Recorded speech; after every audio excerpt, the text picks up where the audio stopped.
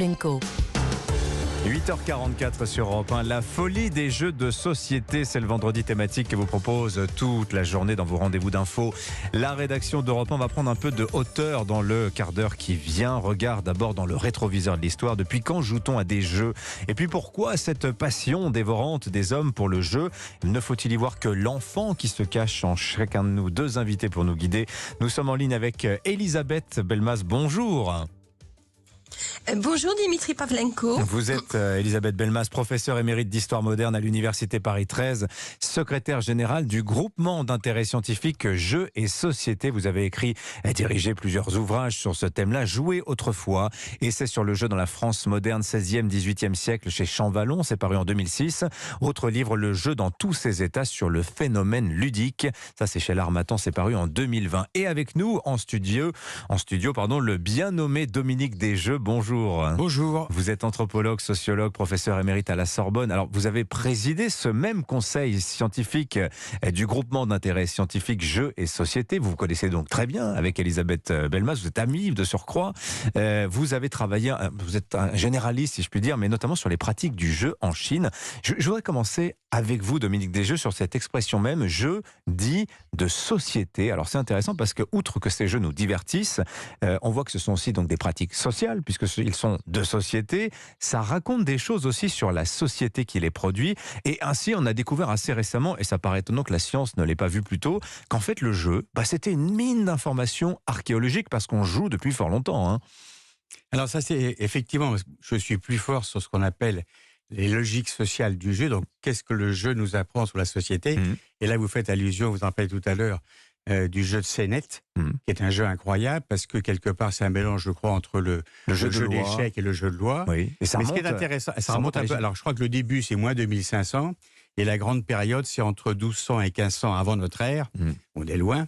La grande période des pharaons égyptiens. Mais le point important pour la suite de la discussion, c'est que c'est un jeu qui nous mène en enfer ou au-delà. C'est-à-dire...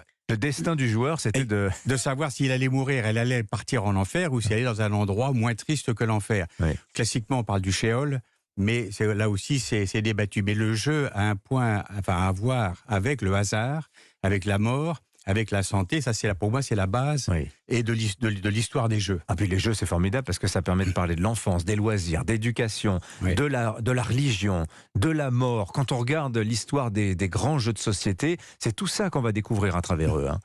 Alors effectivement, par exemple, je fais 30 secondes de pub. Je viens de sortir un livre qui s'appelle Le marché des jeux, qui est le passage du monothéisme au des dieux. Joli lapsus. Il a fait un beau lapsus. Mais ça va assez bien avec. Je le montre à ceux qui nous regardent sur Europe 1.fr. Comment lancer les innovations religieuses du judaïsme au christianisme, c'est aux presses universitaires de France. Et alors l'intérêt, c'est que le passage, les Juifs étaient polythéistes comme tout le monde, en gros jusqu'au 10e ou 5e siècle, ça va dépendre des historiens.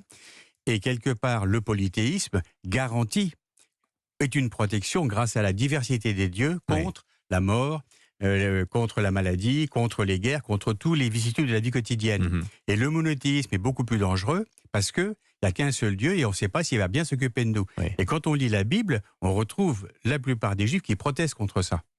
Alors Elisabeth Belmas, je me tourne vers vous. On ne va pas avoir le temps de faire une histoire exhaustive du jeu de société, mais c'est une histoire absolument passionnante. Et ce qui est intéressant, c'est la fonction qu'occupent les jeux dans les différentes sociétés. À l'instant, Dominique Desjeux nous parlait le Sénète, ou la Sénète, je ne sais pas si c'est le Sénète. S-E-N-E-T, donc. Voilà. On trouve évidemment des jeux de société aussi dans l'Antiquité. Et ce que je trouve très intéressant, c'est ce qu'en disait Platon, qui est d'une incroyable modernité, qui affirmait que le goût des enfants pour les jeux devait être encouragé, qu'en somme le jeu, qu'il soit de société ou physique bien sûr, révèle les talents. Ça c'est toujours d'actualité ça. Oh, absolument. Sinon, une petite précision, l'autre grand jeu égyptien, c'est le Méhen. C'est celui qui évoque la forme d'un jeu de loi, où c'est un serpent enroulé sur lui-même. Voilà. Et c'est d'autant plus important au point de vue symbolique que le serpent est un animal avec des forces telluriques. Oui, les jeux révèlent infiniment de choses sur les sociétés et leur évolution en dit long également sur je dirais, les transformations sociales. Alors, longtemps le jeu, si vous voulez, a été associé à l'enfance, et moi je dirais que le jeu, la première fonction est aussi d'être un passe-temps, de divertir, au sens fort du terme, c'est-à-dire que cela détourne des fatigues du travail quotidien. C'est ainsi que les théologiens des 16e, 17e et 18e siècles l'expliquent, et il permet de restaurer les forces. C'est également un argument que l'on retrouve dès l'Antiquité. Alors quand Platon évoque le jeu, il parle des cuboi, c'est-à-dire grosso modo des cubes. Il y a tout un flou autour de cela, parce qu'on ne connaît pas les règles des jeux anciens. Ah oui. Mais il est certain que dès le départ, les jeux ont servi à se divertir, mais aussi à éduquer à la société, à apprendre, si je dirais, le respect de l'autre, à apprendre à partager. Oui. Donc, vous voyez, ils contiennent toute une série de valeurs utiles à l'éducation de l'enfance. Alors le jeu n'est jamais gratuit, il y a toujours un enjeu. Alors on pourrait parler aussi du jeu d'argent, on pourrait parler de la triche aussi. Quand on parle des Romains, on dit souvent ça, ils ont inventé les jeux d'argent et toute la fraude qui va avec, mais bon, c'est un peu plus compliqué que ça, on n'aura pas le temps d'entrer forcément dans les détails, mais si j'accélère dans le temps, Elisabeth Belma, je me rends compte d'une chose, c'est qu'il y a un tournant très important, c'est l'objet de l'un des livres que j'ai cités, c'est le XVIIe siècle, c'est à ce moment-là que se fixent les règles des principaux jeux auxquels nous jouons encore, que ce soit les échecs, les jeux de cartes, etc., ou le poker par exemple. Poker, c'est le 19e, attention, là vous allez vite. Je suis allé un peu rapidement. Oui, tout à fait. Non, je dirais qu'il y a moi je dirais des moments très importants qui sont d'une part au Moyen-Âge, le Xe siècle, avec l'invasion des échecs en Europe. Ça, c'est un jeu de table, de tablier extrêmement important que l'on a longtemps considéré comme l'image de la société. Ouais. Et aussi l'image de la guerre, parce que les pions s'affrontent, peuvent s'allier, etc. Vous dites invasion, Donc, mais ça vient d'où? Ça venait d'où le jeu d'échecs? Le jeu d'échecs vient d'Orient, comme beaucoup de jeux. Beaucoup des jeux que nous pratiquons aujourd'hui sont originaires d'Extrême-Orient, du Moyen-Orient. Dominique donc est un expert en la matière, et ils nous arrivent en Europe par l'Italie, l'Espagne, ou alors par les pays rhénans. Voilà. Enfin, ils arrivent dans l'Europe occidentale et en particulier en France. Donc ça, c'est important. Xe siècle, les échecs qui ne cesseront d'évoluer. Autre étape extrêmement importante, la fin du Moyen-Âge, avec les jeux de cartes au XIVe, XVe siècle, à la charnière des XIVe, XVe siècle, car les jeux de cartes qui sont en réalité la transposition des pions de l'échiquier sur du papier. Valet, dame, roi, as, c'est ça en fait, ça vient des échecs. Eh oui. Et donc, les jeux de cartes, on présente une qualité fabuleuse, c'est que ils se complexifient bien entendu au fur et à mesure du temps, mais ils peuvent servir aussi bien à des jeux qui sont des jeux d'adresse, de commerce, c'est-à-dire des jeux où on joue sans mettre de l'argent, mais aussi à des jeux de hasard. Voilà. Ça, c'est la grande force des jeux de cartes. Ce que vous observez, Dominique Desjeux, pardonnez-moi, je vous interromps, Elisabeth Belmas, je vais faire bondir Dominique Desjeux, sur le plan anthropologique, je crois qu'Elisabeth Belmas a dit quelque chose d'important, c'est que le jeu, finalement, c'est une circulation culturelle. Là, en l'occurrence, je crois que les premiers jeux d'échecs s'appelaient Chaturanga et ça venait d'Inde. Et c'est parti en Extrême-Orient et ça arrive en Europe par le biais des Arabes. Oui, c'est ce que dit d'abord Elisabeth est toujours extrêmement profond sur le jeu, c'est quand même une très grande spécialiste, bien plus que moi. Et ce qu'elle vient de dire là correspond assez bien à ce qu'on observe à travers l'histoire, en gros, entre le 1er siècle et aujourd'hui, ce sont les routes de la soie. Et les routes de la soie, on les connaît bien aujourd'hui parce qu'elles sont revenues à l'honneur, mais elles existent depuis à peu près le 1er ou le 2e siècle. Il y avait même des liens entre l'Empire romain et la Chine. Donc entre les soieries et les épices, on trouvait des jeux de société. Mais c'est ce que je découvre là avec Elisabeth. Je ne savais pas que les jeux avaient aussi circulé. Et là aussi où elle a raison, c'est que le jeu est un analyseur de la société. Effectivement, ça sert comme une construction identitaire, ça sert à simuler, ça sert à se faire peur, ça sert à se socialiser. À préparer à la guerre et au pouvoir, je disais aussi tout à l'heure. Il y a énormément de jeux de guerre, c'est très intéressant, je trouve. Et un des plus vieux, c'est le jeu de Go, que j'adore. Moi, je ne joue pas très bien au jeu de Go, mais c'est un jeu très intéressant, parce que c'est un jeu qui est lié à Sun Tzu aussi, qui était un des vieux philosophes de la guerre, l'art de la guerre de Sun Tzu. C'est un jeu où il faut conquérir des territoires et coincer son ennemi, mais pas forcément l'éliminer.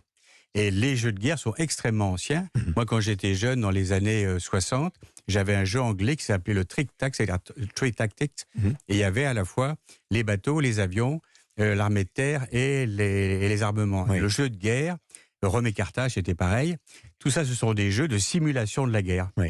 Est-ce que vous décelez, Elisabeth Belmaz, dans pardonnez-moi, la vogue contemporaine du jeu de société, le nouveau jeu de société, comme on l'appelle, avec une profusion créative, on en a parlé toute la matinée.